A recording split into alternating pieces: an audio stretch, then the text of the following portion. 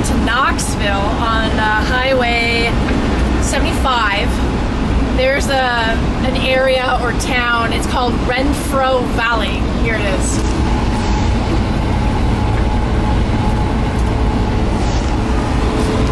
And I keep saying it over in my head, and all I can think about is like, let's say it was properly, okay, totally just a fantasy in my head. Let's say the town is called like Wenthrow, and I can imagine it being pronounced with an English accent. Wenthrow Valley, like that or something. And then the way that it's actually like written, I mean, maybe it's not pronounced Renfro, but it sounds like Scooby-Doo saying it. All I hear is Scooby-Doo going, Renfro? And it's supposed to be like, Wenthrow or something. But yeah, I keep seeing signs. Here it is again. Renfro Valley. The things you think about when you're driving, right? You just blew something. You need to pull off. Not here. Keep going, keep going, keep going. So we're on 75 going down, and Bobby was driving behind me, and a semi was passing me, and he called me on the radio saying he thought I blew a tire or something. So, but all my tires are fine. Guys, it was smoke, white smoke, so I thought you might have blown something like an oil gasket or something. Oh, okay. But my gauges are all reading normal, as is the tire pressure monitor system. So we're just stopping to see if something's going on, or was it maybe something that like as the semi passed, it made smoke of its own. Yeah, let's get a towel or something and give this oil a minute to run. What is that? It looks like snow. Did you see that? Got bees all over it. What is that? Look at that. It's definitely not snow because it's warm. That's weird. I've never seen anything like that. Maybe that's sugar. That is weird. It's like in the middle of nowhere too. Yeah, I don't know. The bees, they love sugar, so I don't know. Weird. The trees. See how the trees have started to change? Oh my God. They're much more colorful here. I can't believe the color that I've been seeing as we've been driving down here is so cool. I mean, I've seen like these kind of trees in Oregon, but they're mixed in, and there's not so many. Yeah, I told you it would get better. It's still going to get better. Yeah. All right, let's get your oil check. Okay. All right, I'm going to, well, should we let it sit a little bit longer? Yeah. But Okay. Keep the towels. I'll get a towel. I'm going to take Chase out to pee. Baby sweeties, do you guys go potties? Yeah. Do you guys go pee? Do we go potty? Yeah, I think you're real silk glue. No. Oh. But we would see like liquid. Oh my gosh. It's blood. Virat is bleeding. Oh my God.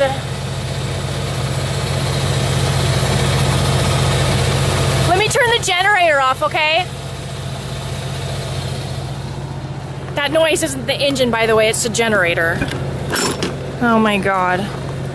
Chase, here, come on, Chase. Come on, Chasey. All right, let's get the generator off. There we go. How much is that? Is it dripping? Listen. Oh my God, I can see that is a lot of oil on your hand. Ugh. It's only right here on this cross brace. The oil filter's way up there. And this is the transmission case, and there's more on the transmission case than anything. It doesn't smell like transmission fluid. For the crappiness and all the unknown worries that the situation can hold, or, whatever comes next, we're actually in a really beautiful spot. I mean, we could be like in the middle of a huge city with cars, boom, boom, boom, boom, boom. But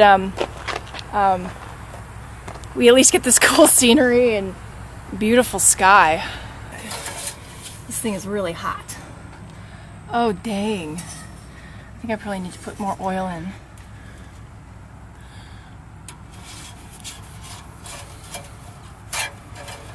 I'm scared. I think there's gonna be like no oil.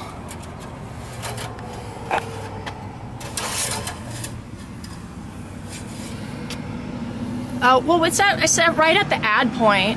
Yeah. Okay.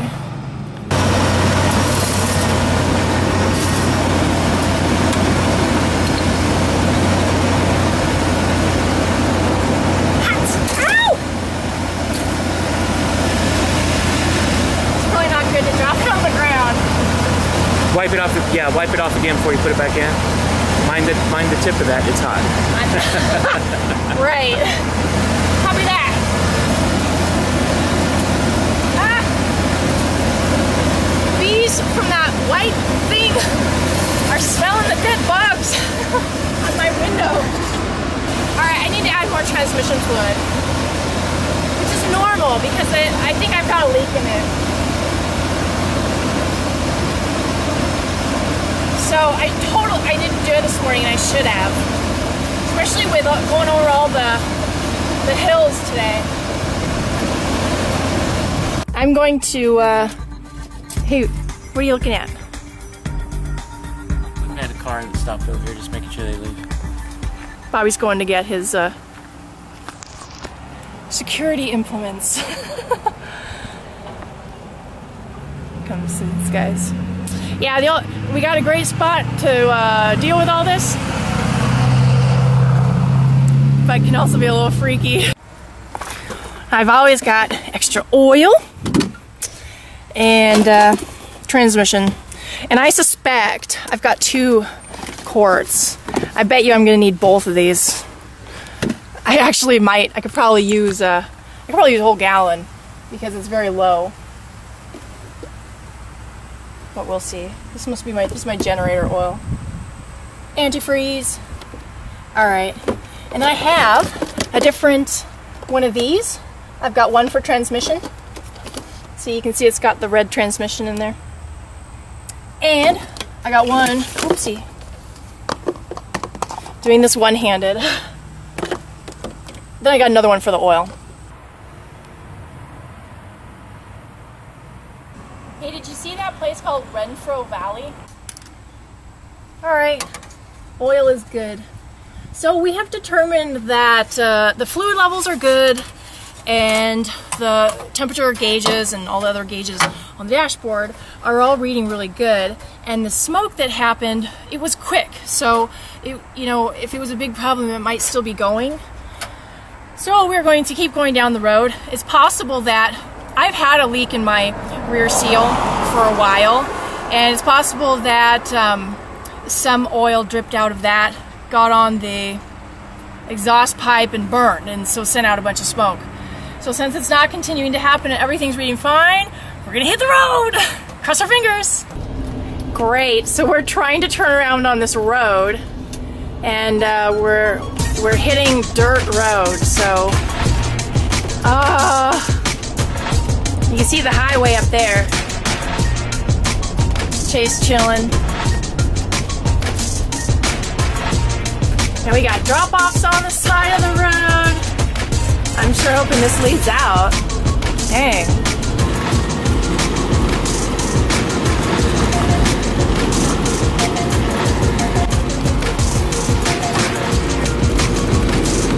Our cars are going to be covered in dust.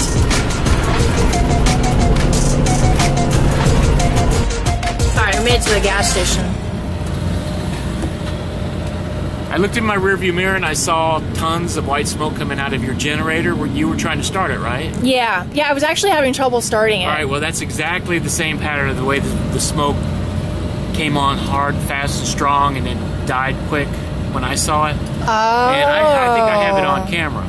Oh, really? Yeah, but it looked like you blew something immediately. So dang. I think it's safe to say, after checking underneath the vehicle and checking the fluids, Yeah. and your gauges and everything, that what I saw was when your air conditioner compressor kicked on, it put a load on the generator. Right. This old generator belched. Oh.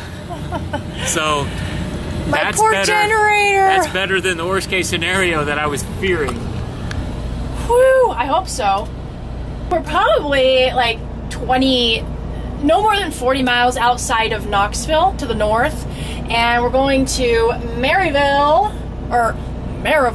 however it's pronounced, and that's probably about 20 minutes south. So not too far away. My temperature, or my gauges are still looking good. My oil's low because the engine's not going. Oh great, just got back on the highway, and it's stop and go traffic. Map and see how long and how bad this traffic jam is. Wow, that's 6 miles of stop and go traffic. Yes! Especially when I'm having engine problems, right? Because this is when my oil pressure's low, because we're not driving that fast and not a lot of airflow. But I think everything was the generator, so just keep going. Great, now we all have to get into the right lane. What a day! Just get up ahead of the semi. Merge to the left. 10-9. We have to merge to the left. Let's get ahead of the semi.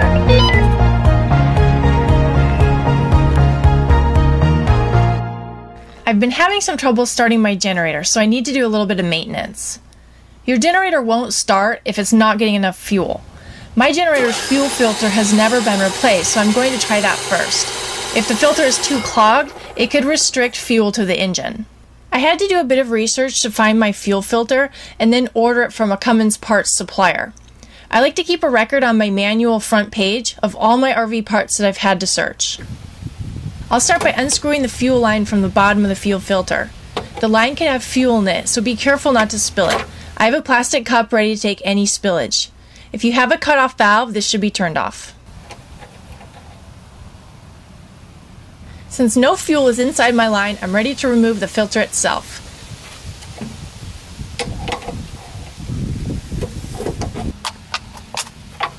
The new one can then be fastened into place, and the fuel line reconnected to the bottom of the new fuel filter. You may need to prime the line to remove any air trapped inside. If this was my initial problem, I should be able to start the generator without any troubles. The generator engine now turns over but still has a problem staying on. I just recently replaced the air filter, as well as the engine oil, and now the fuel filter, so I'm going to use some carb cleaner to hopefully break loose any buildup inside the carburetor flow needles. Since the air filter is off, I'm going to partially cover the air intake with my hand to provide more choke. So I'm going to spray more carb cleaner while the engine is running. Don't be afraid if you see colored smoke come out and hear the engine slow down. That's just the gunk burning through. Stop spraying and let the engine catch up before spraying again. With a new fuel filter and cleaner carburetor, I'll replace the air filter and try one more time to see if it's working again. Success!